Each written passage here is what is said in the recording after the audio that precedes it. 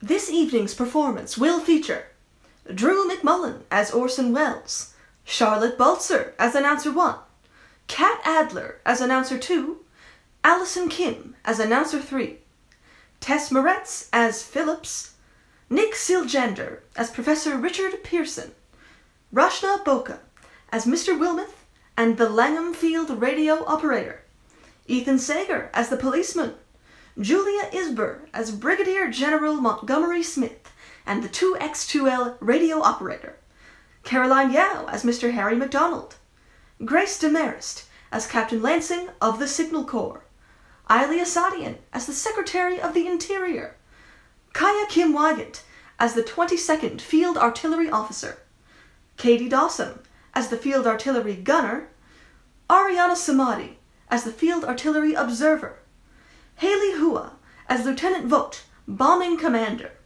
Sophie Camilleri as the Bayonne radio operator, Garrett Courier as the 8X3R radio operator, and Haley Irwin as the Stranger.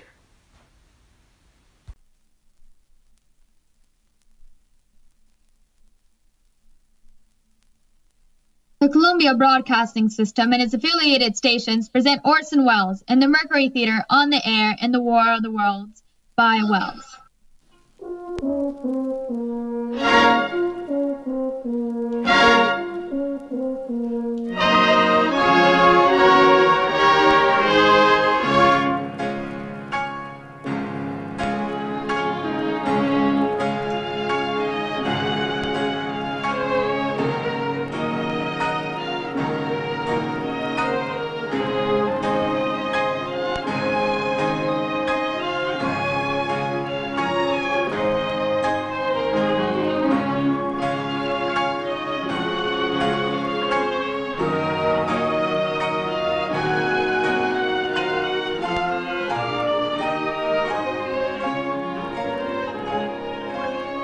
Ladies and gentlemen, the director of Mercury Theater and the star of these broadcasts, Orson Welles. We know now that in the early years of the 20th century, the world was being watched closely by intelligences greater than man's and yet as mortal as his own. We know now that as human beings busied themselves about their various concerns, they were scrutinized and studied, perhaps almost as narrowly as a man with a microscope might scrutinize the transient creatures that swarm and multiply in a drop of water. With infinite complacence, people went to and fro over the earth about their little affairs, serene in the assurance of their dominion over this small spinning fragment of solar driftwood, which by chance or design man has inherited out of the dark mystery of time and space. Yet across an immense ethereal gulf, minds that to our minds as ours are to the beasts in the jungle, intellects vast, cool, and unsympathetic, regarded this earth with envious eyes and slowly and surely drew their plans against us. In the 39th year of the 20th century came a great disillusionment. It was near the end of October. Business was better. The war scare was over. More men were back at work. Sales were up. On this particular evening, October 30th, the Crosley service estimated that 32 million people were listening in on radios. For the next 24 hours, not much change in temperature. A slight atmospheric disturbance of undetermined origin is reported over Nova Scotia, causing a low-pressure area to move rather rapidly over the northern eastern states, bringing a forecast of rain accompanied by winds of light gale force. Maximum temperature, 66. Minimum, 48. This weather report comes to you from the Government Weather Bureau. We now take you to the Mirrodin Room in the Hotel Park Plaza in downtown New York, where you will be entertained by the music of Ramon Raquello. Good evening, ladies and gentlemen. From the Meridian Room in the Park Plaza in New York City, we bring you the music of Ramon Raquello with a touch of Spanish.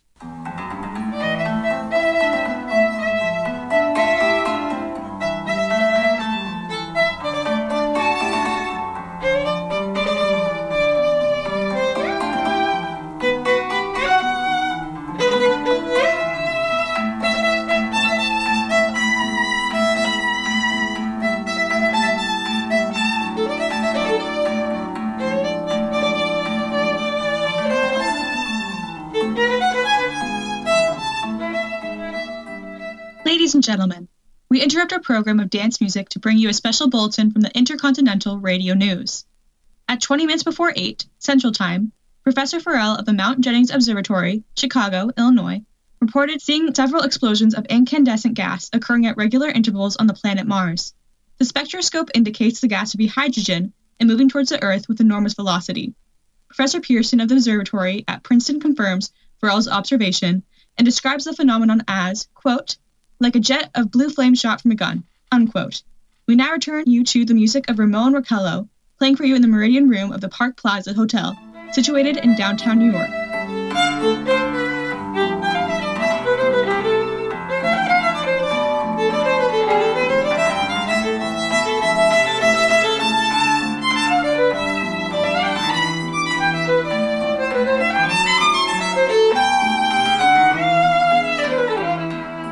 Ladies and gentlemen, following on the news given in our bulletin a moment ago, the Government Meteorological Bureau has requested the large observatories of the country to keep an astronomical watch on any further disturbances occurring on the planet Mars. Due to the unusual nature of this occurrence, we've arranged an interview with noted astronomer Professor Pearson, who will give us his views on the event. In a few moments, we will take you to the Princeton Observatory at Princeton, New Jersey. We return to you now, until then, the music of Ramon Raquello and his orchestra.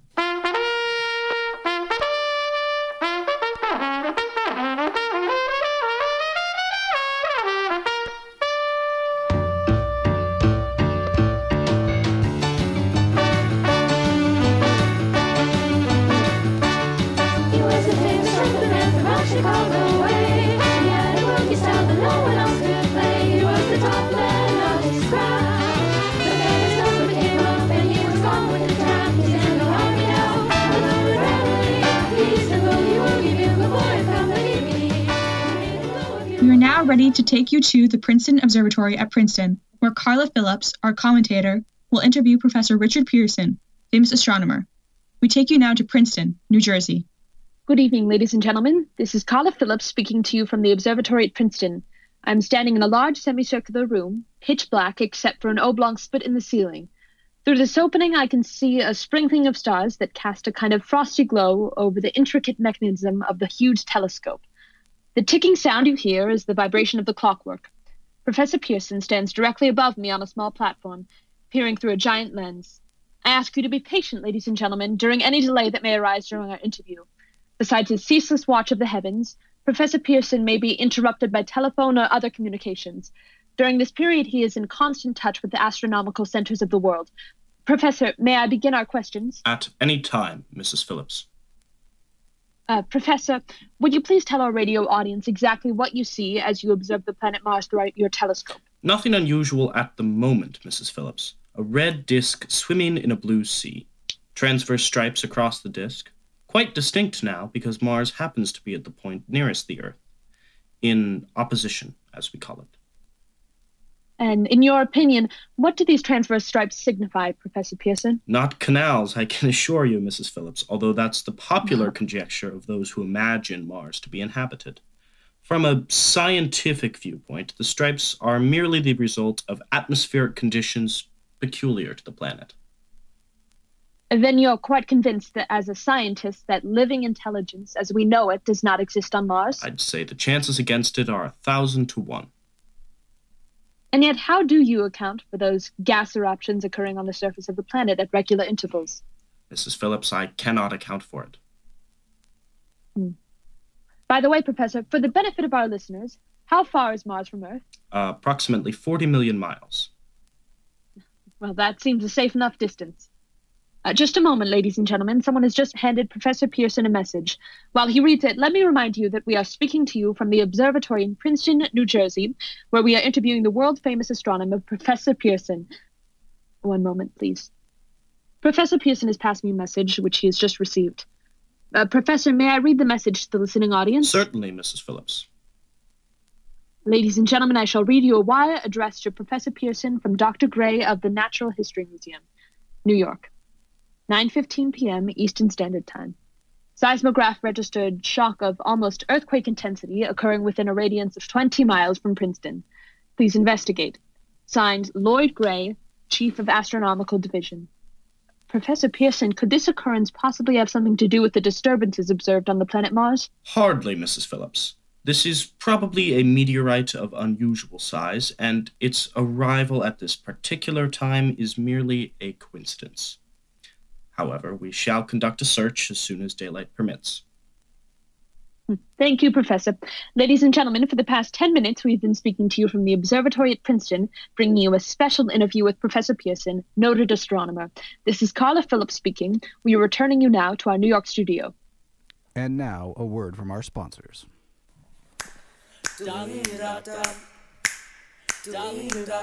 Pepsi Cola hits the spot. 12 full ounces, that's a lot. Twice as much for a nickel, too. Pepsi Cola is the drink for you. Nickel, nickel, nickel, nickel, nickel, nickel, nickel. Ladies and gentlemen, here is the latest bulletin from the Intercontinental Radio News. Toronto, Canada.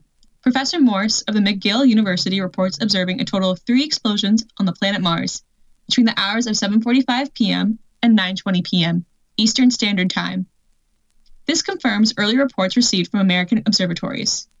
Now, nearer to home, comes a special announcement from Trenton, New Jersey.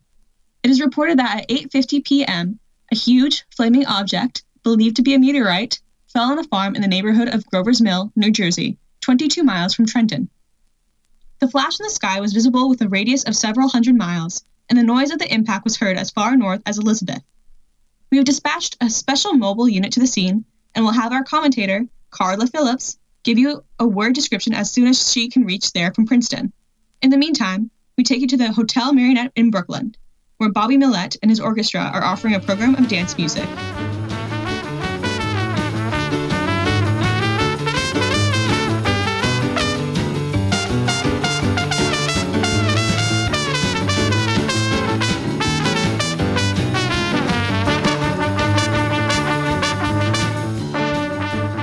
We take you now to Grover's Mill, New Jersey. Ladies and gentlemen, this is Carla Phillips again at the Wilmuth Farm, Grover's Mill, New Jersey. Professor Pearson and myself made the 11 miles from Princeton in 10 minutes. Well, I hardly know where to begin to paint for you a word picture of the strange scene before my eyes, like something out of a modern Arabian Nights. Well, I just got here. I haven't had a chance to look around yet. I guess that's it. Yes, I guess that's the thing directly in front of me, half buried in a vast pit. Must have struck with terrific force. The ground is covered with splinters of a tree. It must have struck on its way down. What I can see of the object itself doesn't look very much like a meteor, at least not the meteors I've seen. It looks more like a huge cylinder. It has the diameter of... what would you say, Professor Pearson? What's that? What would you say? What is the diameter? About 30 yards. About 30 yards. The metal on the sheath is... well, I've never seen anything like it. The color is sort of a yellowish-white. Curious spectators are now pressing close to the object in spite of the efforts of the police to keep them back. They're getting in front of my line of vision. Would you mind standing to one side, please? One side there. One side. While the policemen are pushing the crowd back, here's Mr. Wilmuth, owner of the farm here. He may have some interesting facts to add. Mr. Wilmuth, would you please tell the radio audience as much as you remember of this rather unusual visitor that dropped in on your backyard? Step closer, please. Ladies and gentlemen, this is Mr. Wilmuth. Well, I was listening to the radio. Closer and louder, please. Pardon me? Louder, please, and closer. Yes, sir. While I was listening to the radio and kind of drowsing, that professor fellow was talking about Mars, so I was half dozing and half... Yes, Mrs. Wilmuth, then what happened? As I was saying, I was listening to the radio kind of halfways. Yes, Mrs. Wilmuth, and then you saw something? Not first off. I heard something. And what did you hear? A hissing sound, like this. Kind of like a 4th of July rocket. Then what? Turned my head out the window and would have swore I was asleep and dreaming. Yes? I seen a kind of greenish streak and then zero. Something smacked the ground and knocked me clear out of my chair. Well, were you frightened, Mrs. Wilmuth? Well, I ain't quite sure. I reckon I was kind of riled. Thank you, Mrs. Wilmuth, thank you. Want me to tell you some more? No, that's quite all right. That's plenty. Ladies and gentlemen, you've just heard Mrs. Wilmuth, owner of the farm where this thing has fallen, I wish I could convey the atmosphere, the background of this fantastic scene. Hundreds of cars are parked in a field in the back of us. Police are trying to rope off the roadway leading to the farm, but it's no use. They're breaking right through. Cars' headlights throw an enormous spot on the pit where the objects have buried.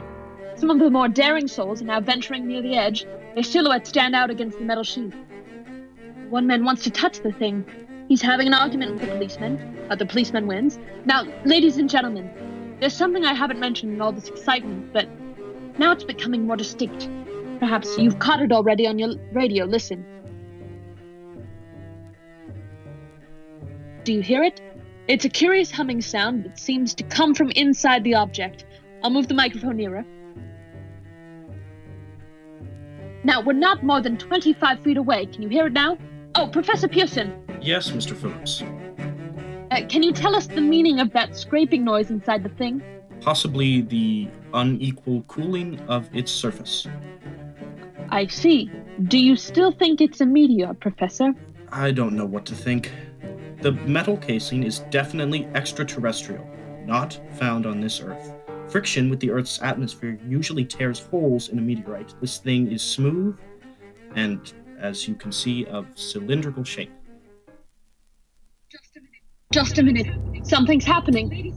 Ladies and gentlemen, this is terrific.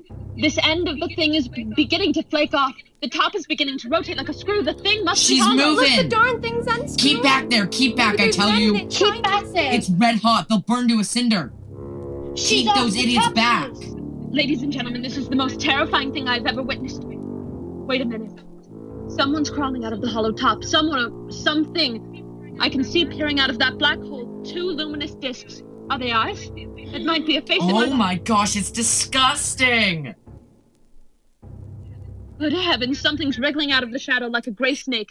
Now it's another one, and another. They look like tentacles to me. There, I can see the thing's body. It's large as a bear, and it glistens like wet leather. But that face, ladies and gentlemen, it's indescribable. I can hardly force myself to keep looking at it. The eyes are black and gleam like a serpent. The mouth is V-shaped with saliva dripping from its rimless lips that seem to quiver and pulsate. The monster, whatever it is, can hardly move. It seems weighed down by possibly gravity or something. Up. The crowd falls black now. Most extraordinary experience. I can't find words. I'll pull this microphone with me as I talk. I'll have to stop the description until I can take a new position. Hold on, will you please? I'll be back in a minute.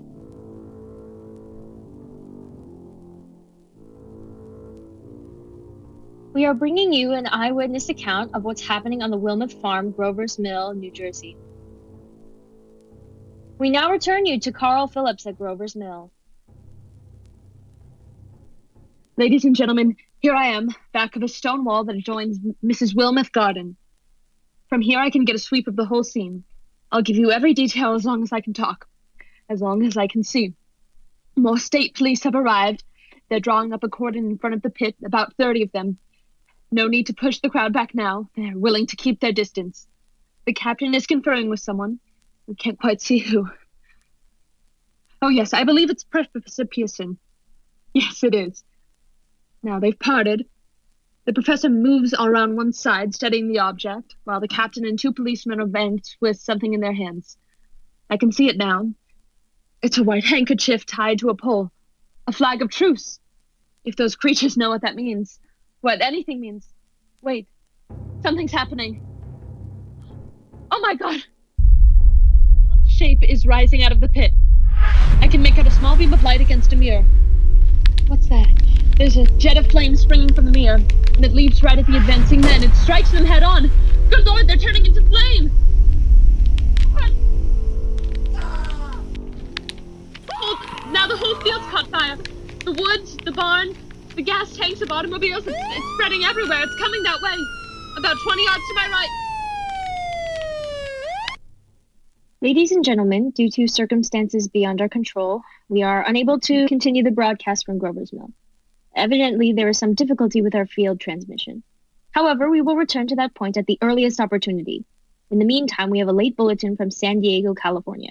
Professor Inkeldorfer, speaking at the dinner at the California Astronomical Society, expressed the opinion that the explosions on Mars are undoubtedly nothing more than severe volcanic disturbances on the surface of the planet. We now continue with our piano interlude.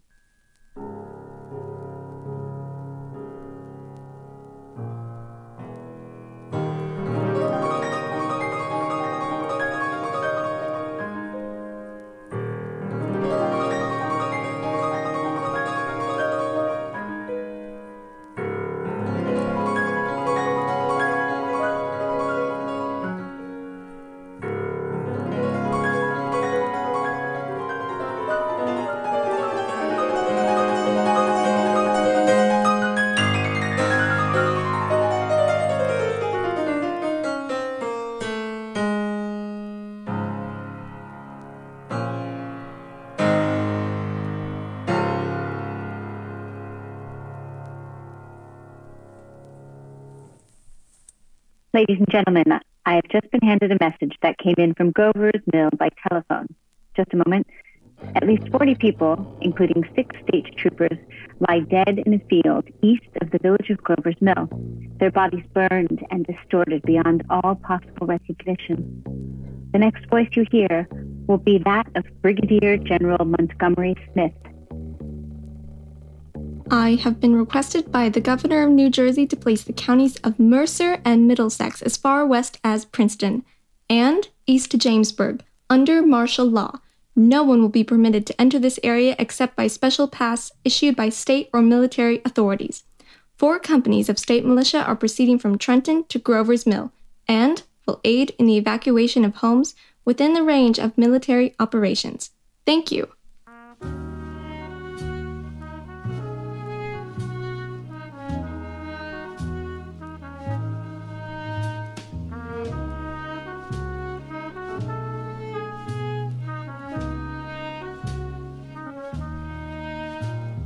You have just been listening to General Montgomery Smith commanding the state militia at Trenton.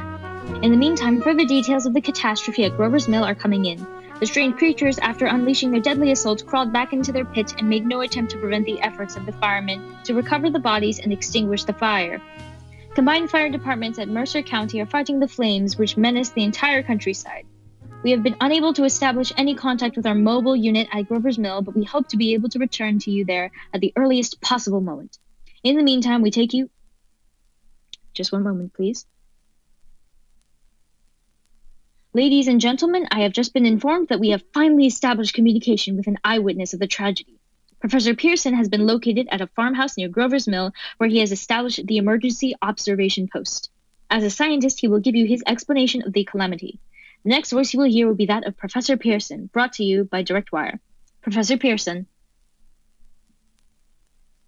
Of the creatures in the rocket cylinder at Grover's Mill, I can give you no authoritative information, either as to their nature, their origin, or their purposes here on Earth. Of their destructive instrument, I might venture some conjectural explanation. For want of a better term, I shall refer to the mysterious weapon as a heat ray. It's all too evident that these creatures have scientific knowledge far in advance of our own. It is my guess that in some way they are able to generate an intense heat in a chamber of practically absolute non-conductivity. This intense heat they project in a parallel beam against any object they choose by means of a polished parabolic mirror of unknown composition, much as the mirror of a lighthouse projects a beam of light. That is my conjecture on the origin of the heat ray. Thank you, Professor Pearson. Ladies and gentlemen, here's a bulletin from Trenton. It is a brief statement informing us that the charred body of Carla Phillips has been identified in a Trenton hospital. Now here's another bulletin from Washington, D.C. Office of the Director of the National Cross reports 10 units of Red Cross emergency workers have been assigned to the headquarters of the state militia stationed outside of Grover's Mill, New Jersey. Here's a bulletin from State Police, Princeton Junction. The fires at Grover's Mill and vicinity are now under control. Scouts report all quiet in the pit, and no sign of appearing from the mouth of the cylinder. And now, ladies and gentlemen, we have a special statement from Miss McDonald, Vice President in charge of operations. We have received a request from the militia at Trenton to place at their disposal our entire broadcasting facilities. In view of the gravity of the situation, and believing that radio has a responsibility to serve in the public interest at all times, we are turning over our facilities to the state militia at Trenton. We take you now to the field headquarters of the state militia near Grover's Mill, New Jersey. This is Captain Lansing of the Signal Corps, attached to the state militia now engaged in military operations in the vicinity of Grover's Mill. Situation arising from the reported presence of certain individuals of unidentified nature is now under complete control. The cylindrical object, which lies in a pit directly below our position, is surrounded on all sides by 8 battalions of infantry. Without heavy field pieces, but adequately armed with rifles and machine guns. All cause for alarm, if such cause ever existed, is now entirely unjustified. The things, whatever they are, do not even venture to poke their heads above the pit. I can see their hiding place plainly in the glare of the searchlights here. With all their reported resources, these creatures can scarcely stand up against heavy machine gun fire. Anyway, it's an interesting outing for the troops. I can make out their khaki uniforms crossing back and forth in front of the lights. It looks almost like a real war. There appears to be some slight smoke in the woods, bordering the Millstone River. Probably fire started by campers. Well, we ought to see some action soon. One of the companies is deploying on the left flank. A quick thrust and it will all be over. No, wait a minute. I see something on top of the cylinder. No, it's nothing but a shadow. Now the troops are on the edge of the Wilmouth farm. 7,000 armed men closing in on an old metal tube. Wait, that wasn't a shadow. It's something moving. Solid metal, kind of shield-like affair rising up out of the cylinder. It's going higher and higher. Why, it's standing on legs, actually rearing up on a sort of metal framework. Now it's reaching above the trees and the searchlights are on it. Hold on!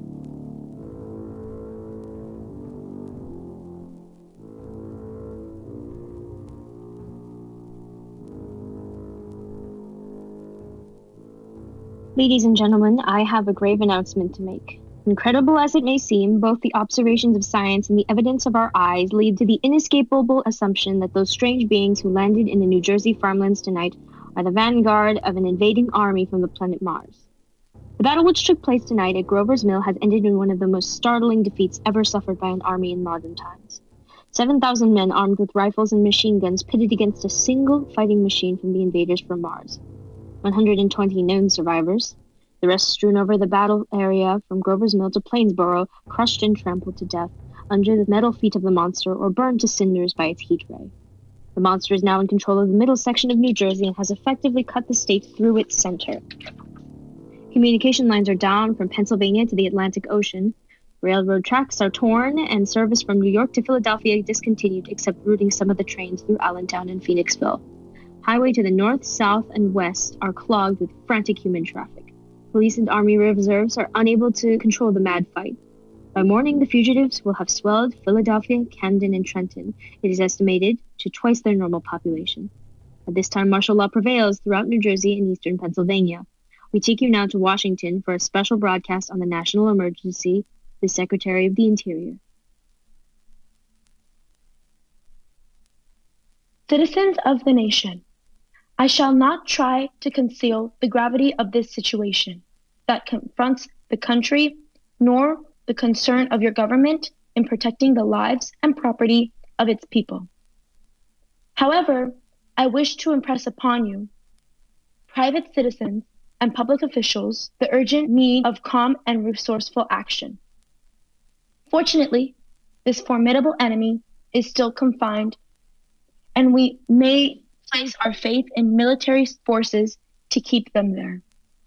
In the meantime, placing our faith in God, we must continue the performance of our duties, each and every one of us, so that we may confront this destructive adversary with a nation united. I thank you. You have just heard the Secretary of the Interior speaking from Washington. Bulletins too numerous to read are piling up in the studio here. We are informed the central portion of New Jersey is blacked out from radio communication due to the effect of the heat ray upon power lines and electrical equipment. Here is a special bulletin from New York. Cables received from English, French, German scientific bodies offering assistance. Astronomers report continued gas outbursts at regular intervals on planet Mars. Majority voice opinion that enemy will be reinforced by additional rocket machines. Attempts made to locate Professor Pearson of Princeton, who has observed Martians at close range. It is feared he was lost in recent battle. Langham Field, Virginia, scouting planes report 3 Martian machines visible above treetops moving north towards Somersville, with population fleeing ahead of them. Heat ray not in use. Although advancing at express train speed, invaders pick their way carefully. They seem to be making conscious effort to avoid destruction of cities and countryside.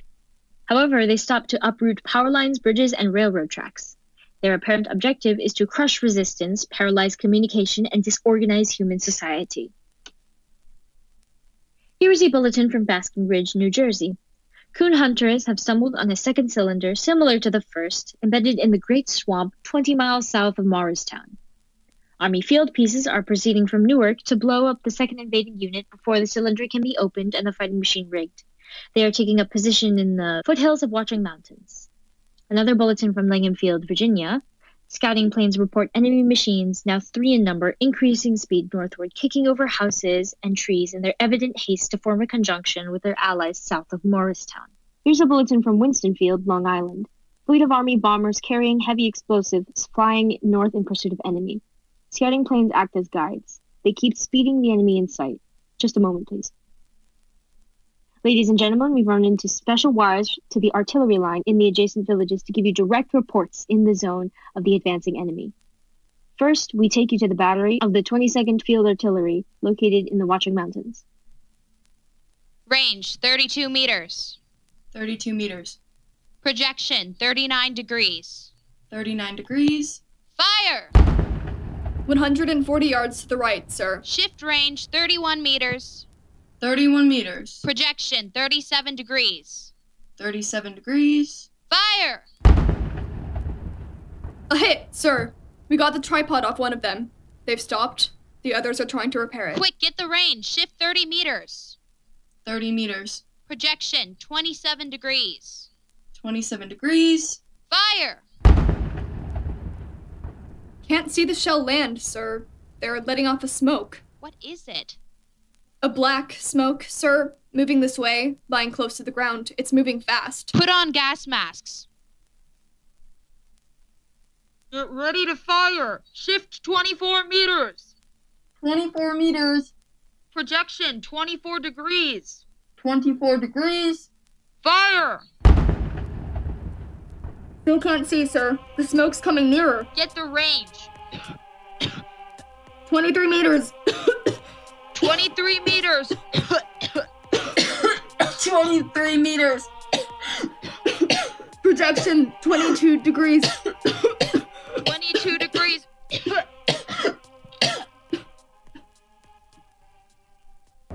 Army bombing plane V-843 off Bayonne, New Jersey. Lieutenant Voigt, commanding 8 bombers, reporting to Commander Fairfax, Lanham Field.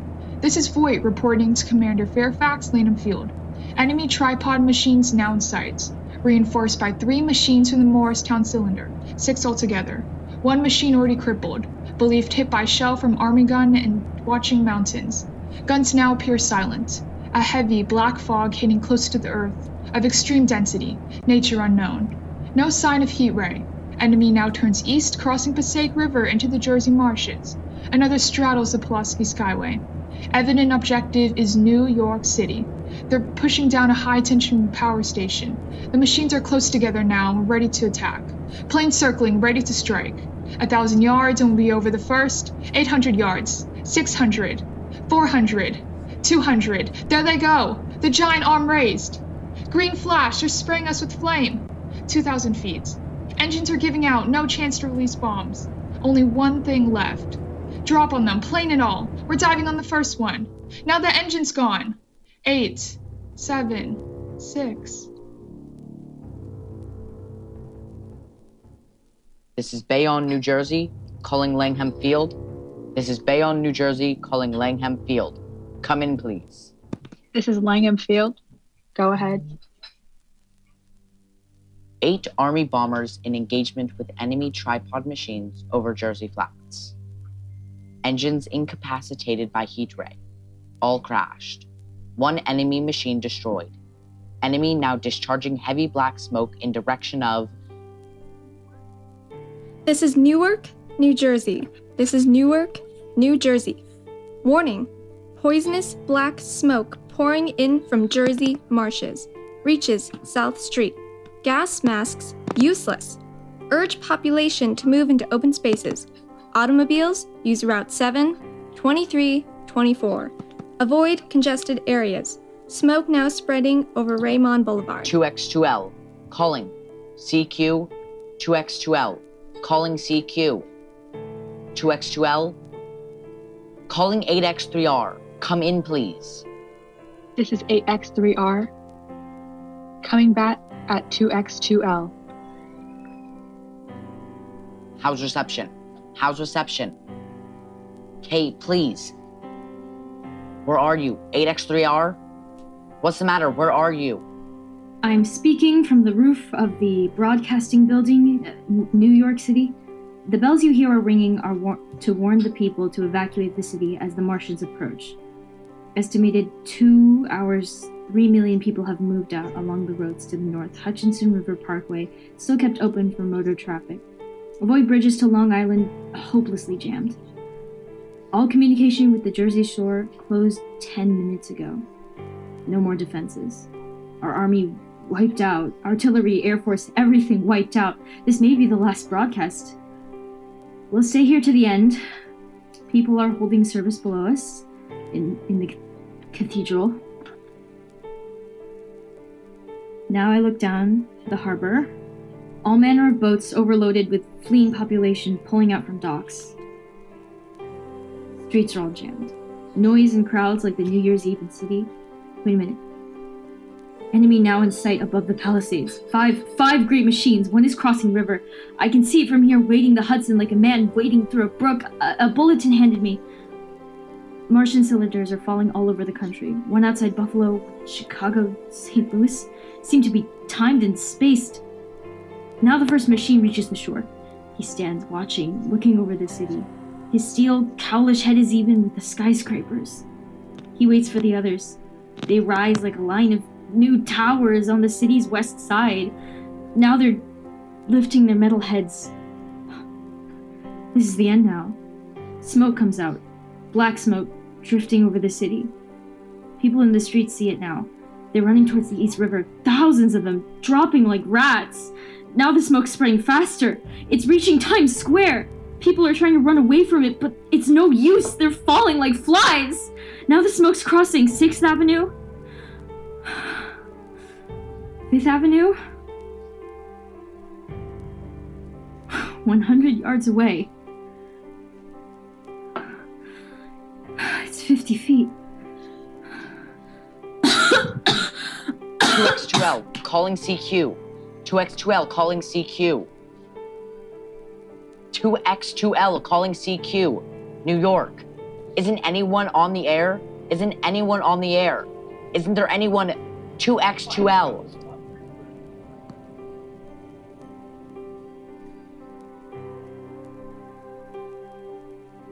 You are listening to a CBS presentation of Orson Welles and the Mercury Theater on the Air, and an original dramatization of The War of the Worlds by H.G. Wells. The performance will continue after a brief intermission. This is the Columbia Broadcasting System.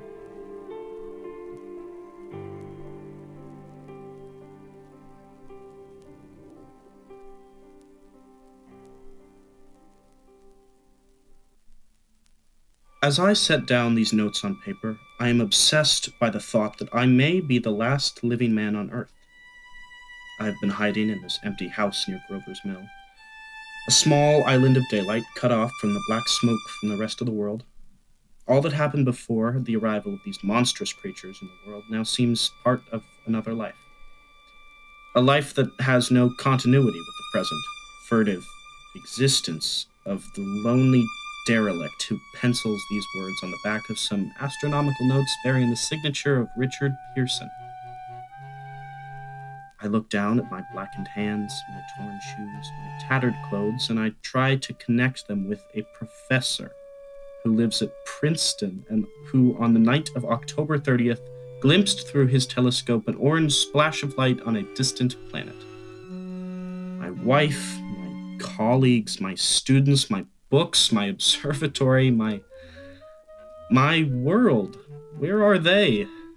Did they ever exist? Am I Richard Pearson? What day is it? Do days exist without calendars? Does time pass when there are no human hands left to wind the clocks? In writing down my daily life, I tell myself I shall preserve human history between the dark covers of this little book that was meant to record the movements of the stars. But to write, I must live, and to live, I must eat. I find moldy bread in the kitchen and an orange not too spoiled to swallow. I keep watch at the window. From time to time, I catch sight of a Martian above the black smoke. The smoke still holds the house in its black coil, but at length there is a hissing sound, and suddenly I see a Martian mounted on his machine, spraying the air with a jet of steam as if to dissipate the smoke. I watch in a corner as his huge metal legs nearly brush against the house. Exhausted by terror, I fall asleep. It's morning. Morning. Sun streams in the window. The black cloud of gas has lifted, and the scorched meadows to the north look as though a black snowstorm has passed over them. I venture from the house. I make my way to a road. No traffic. Here and there, a wrecked car, baggage overturned, a blackened skeleton. I push on north. For some reason, I feel safer trailing these monsters than running away from them, and I keep a careful watch. I have seen the Martians feed. Should one of their machines appear over the tops of trees, I am ready to fling myself flat on the earth. I come to a chestnut tree. October chestnuts are ripe. I fill my pockets. I must keep alive. 2 days I wander in a vague northerly direction through a desolate world. Finally, I notice a living creature. A small red squirrel in a beech tree. I stare at him and wonder. He stares back at me. I believe at that moment the animal and I shared the same emotion, the joy of finding another living being. I push on north. I find dead cows in a brackish field, beyond the charred ruins of a dairy. The silo remains standing guard over the wasteland like a lighthouse deserted by the sea. Astride the silo perches a weathercock. The arrow points north. Next day, I came to a city vaguely familiar in its contours, yet its buildings strangely dwarfed and leveled off, as if a giant hand sliced off its highest towers with a capricious sweep of his hand. I reached the outskirts. I found Newark undemolished but humbled by some whim of the advancing Martians. Presently, with an odd feeling of being watched, I caught sight of something crouching in a doorway. I made a step towards it, and it rose up and became a man. A woman, armed with a large knife. Stop. Where did you come from? I come from many places. A long time ago from Princeton. Princeton, huh? That's near Grover's Mill. Yes. Grover's Mill. There's no food here. This is my country. All this end of town down to the river. There's only food for one. Which way are you going? I don't know. I guess I'm looking for people. What was that? Did you hear something just then? Oh, only a bird. A live bird. You get to know that birds have shadows these days. Say, we're in the open here. Let's crawl into this doorway and talk. Have you seen any Martians? Nah. They've gone over to New York.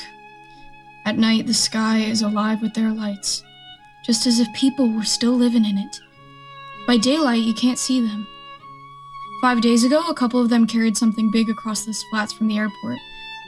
I believe they're learning how to fly. Fly? Yeah, fly. Then it's all over with humanity. Stranger, there's still you and I. 2 of us left. They got themselves in solid. They wrecked the greatest country in the world. Those green stars, they're probably falling somewhere every night. They've only lost one machine.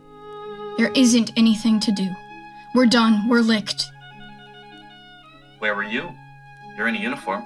Yeah, what's left of it. I was in the militia. National Guard? That's good.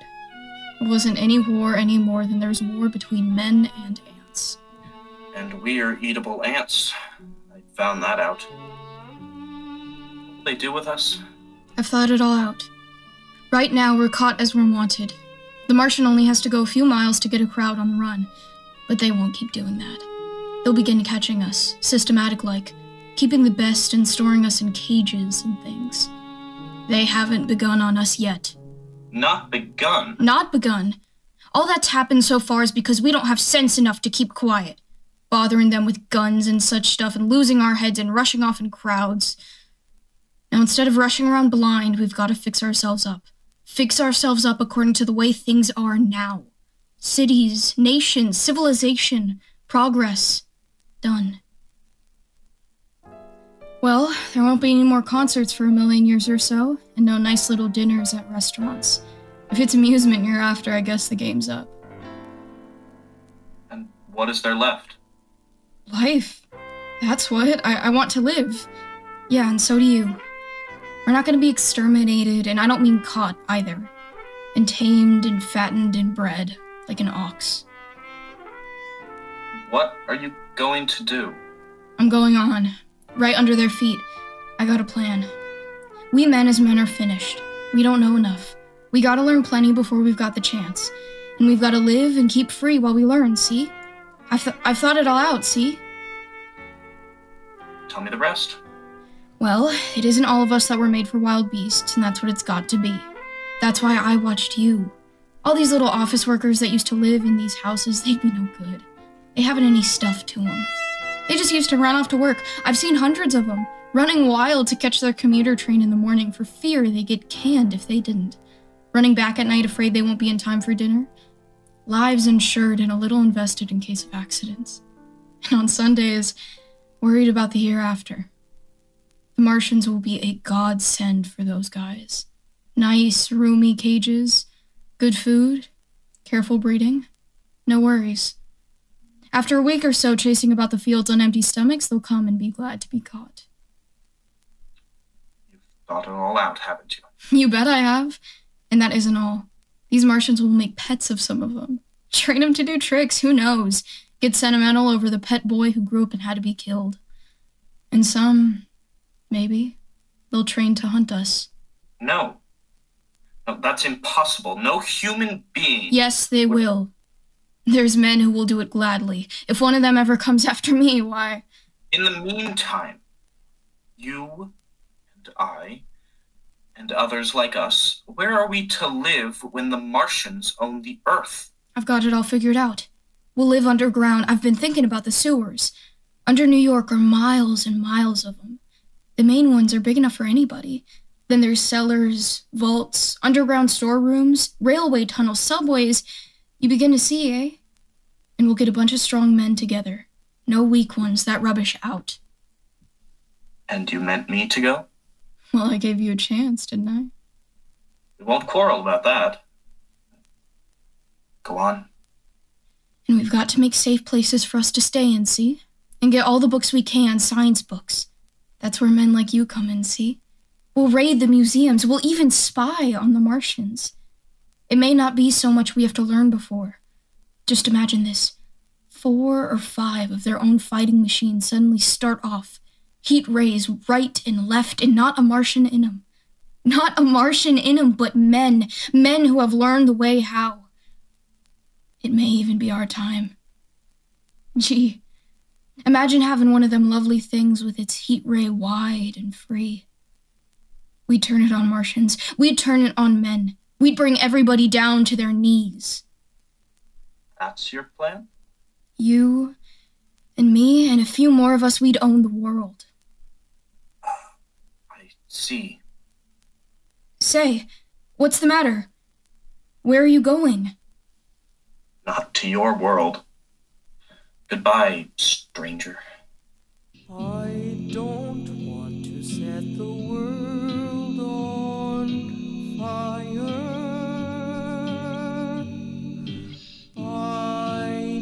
just want to start a flame in your heart. After parting with the artilleryman, I came at last to the Holland Tunnel. I entered that silent tube, anxious to know the fate of the great city on the other side of the Hudson. Cautiously, I came out of the tunnel and made my way up Canal Street. I reached 14th Street, and there again were black powder and several bodies, and an evil, ominous smell from the gratings of the cellars of some of the houses. I wandered up through the 30s and 40s. I stood alone on Times Square. I caught sight of a lean dog running down 7th Avenue with a piece of dark brown meat in his jaws and a pack of starving mongrels at his heels. He made a wide circle around me as though he feared I might prove a fresh competitor. I walked up Broadway in the direction of that strange powder, past silent shop windows displaying their mute wares to empty sidewalks, past the Capitol Theater, silent, dark, past a shooting gallery where a row of empty guns faced an arrested line of wooden ducks. Near Columbus Circle, I noticed models of 1939 motor cars in the showrooms facing empty streets. From over the top of the General Motors building, I watched a flock of black birds circling in the sky. I hurried on. Suddenly, I caught sight of the hood of a Martian machine standing somewhere in Central Park, gleaming in the late afternoon sun. An insane idea. I rushed recklessly across Columbus Circle and into the park. I climbed a small hill above the pond at 60th Street. From there, I could see, standing in a silent row along the mall, 19 of those great metal titans, their cowls empty, their great steel arms hanging listlessly by their sides. I looked in vain for the monsters that inhabit those machines. Suddenly, my eyes were attracted to the immense flock of blackbirds that hovered directly below me. They circled to the ground, and there before my eyes, stark and silent, lay the Martians, with the hungry birds pecking and tearing brown shreds of flesh from their dead bodies. Later, when their bodies were examined in the laboratories, it was found that they were killed by the putrefactive and disease bacteria against which their systems were unprepared, slain after all man's defenses had failed by the humblest thing that God, in his wisdom, put upon this earth. Before the cylinder fell, there was a general persuasion that through all the deep of space, no life existed beyond the petty surface of our minute sphere. Now we see further. Dim and wonderful is the vision I have conjured up in my mind of life spreading slowly from this little seedbed of the solar system throughout the inanimate vastness of sidereal space. But that is a remote dream. It may be that the destruction of the Martians is only a reprieve. To them and not to us is the future ordained, perhaps. Strange now it seems to sit in my peaceful study at Princeton, writing down this last chapter of the record begun at a deserted farm in Grover's Mill. Strange to see from my window the university spires, dim and blue through an April haze. Strange to watch children playing in the streets. Strange to see young people strolling on the green where the new spring grass heals the last black scars of a bruised earth. Strange to watch the sightseers enter the museum where the disassembled parts of a Martian machine are kept on public view. Strange when I recall the time when I first saw it, bright and clean-cut, hard and silent, under the dawn of that last great day.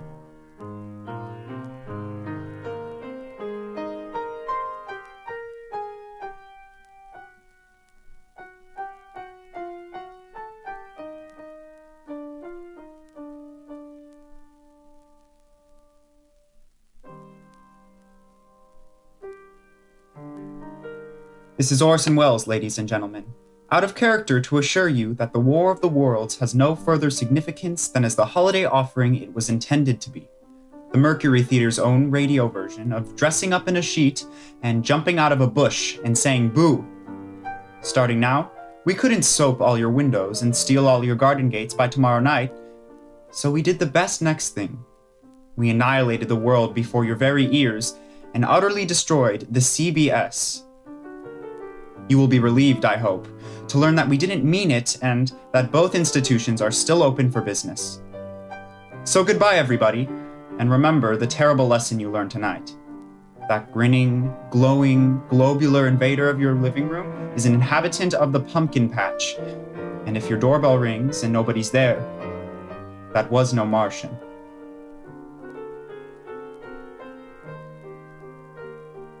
Affiliated stations, coast to coast, have brought you The War of the Worlds by Wells, the 17th in its weekly series of dramatic broadcasts featuring Orson Welles and the Mercury Theater on the air. Next week, we present a dramatization of 3 famous short stories. This is the Columbia Broadcasting System.